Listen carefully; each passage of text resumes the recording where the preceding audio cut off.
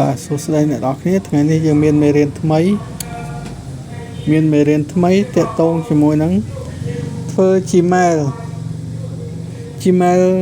របស់យើងដែលបង្កើតនៅក្នុង Store ខ្មែរអញ្ចឹងคล้ายឲ្យទៅជា Store សហរដ្ឋអាមេរិកឬក៏ប្រទេសណាមួយដែលអ្នកនរគ្នាចង់បានណា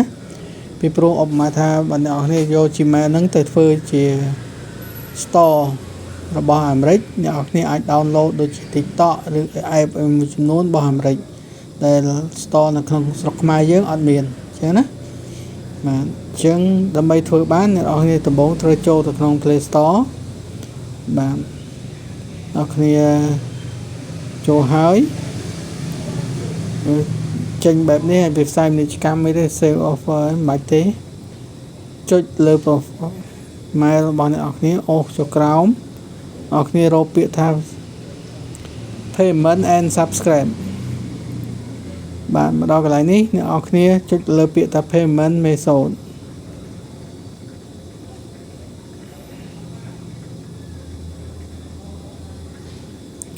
បាទអញ្ចឹងaccount មួយនេះអត់ទាន់មានអីទាំងអស់ពីមុនមកវាអត់ដែរតែងអត់ចង់ដូរ store អីក៏វាអត់ដែរទាមទារឲ្យដាក់ add card add អីទេតែឥឡូវនេះវាទាមទារបាទដើម្បីដាក់បានអ្នកនរគ្នាគ្រាន់តែចុចទៅលើ more payment setting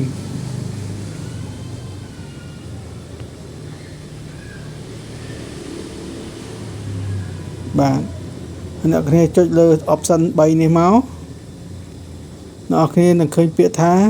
payment setting ហើយណាបាទអញ្ចឹងប៉ុន្តែមិនបាច់ទេវាចូលអូតូម៉ាទិកហើយអ្នកនរគ្នាគ្រាន់តែចុចពាក្យទៅ add នឹងមកហើយបន្ទាប់មកអ្នកយកពាក្យ add card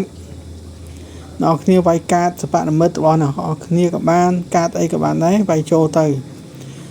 កាតហ្នឹងអាចទិញអីវ៉ាន់នៅក្នុង Play Store បានណាបាទប៉ុន្តែខ្ញុំដាក់កាតសព្វនិមិត្តទេបាទអញ្ចឹងកន្លែងកាតខ្ញុំសុំបិទបន្តិចសិន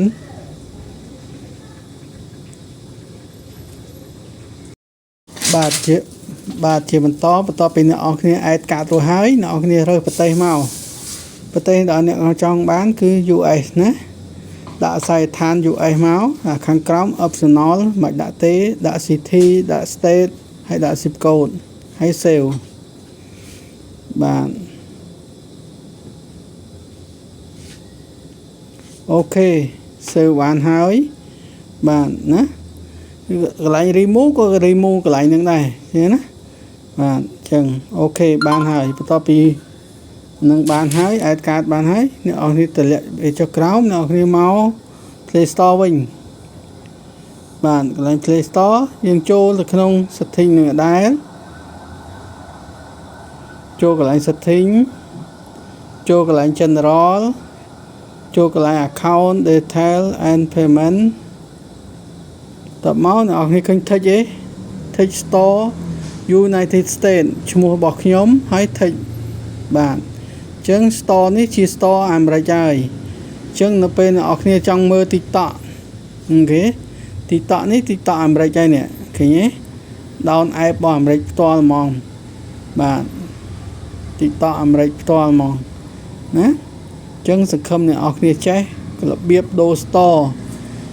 ហើយឬកំណត់ store Gmail ហ្នឹងឲ្យ Gmail ខ្មែរទៅជា Gmail នៅអាមេរិកឬក៏ store នៅអាមេរិកបាទដើម្បី download app មួយចំនួនឬ game មួយចំនួនដែលមានតែនៅក្នុងប្រទេសអាមេរិកតែប៉ុណ្្នឹងណា